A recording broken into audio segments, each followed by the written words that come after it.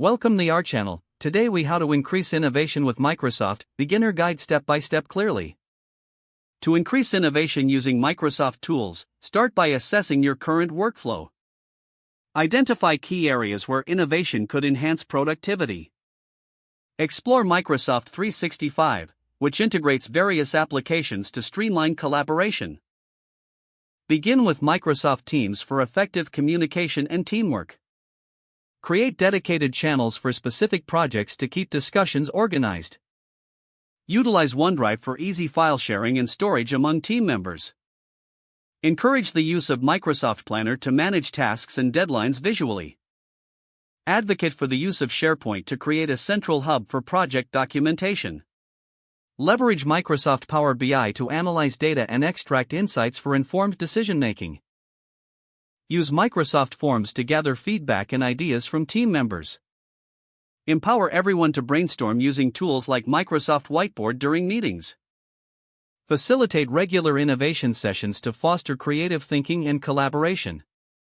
Implement Microsoft To Do for personal task management, encouraging team members to stay organized.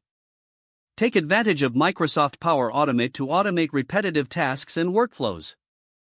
Integrate Microsoft Outlook for scheduling and organizing meetings efficiently. Encourage training and upskilling in new Microsoft technologies available for your team. Explore Microsoft's AI capabilities to enhance creative processes and idea generation. Utilize Microsoft Surface devices for mobility and flexibility in innovative environments. Establish a culture of openness where all team members feel valued for their ideas. Regularly review and refine your innovation processes based on feedback and results. Celebrate small wins and achievements to motivate continued innovative efforts.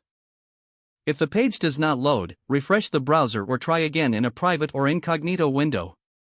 Make sure you are using the correct email address, then retype it carefully to avoid small typos. If your password is not accepted, use the reset option and create a new strong password you can remember.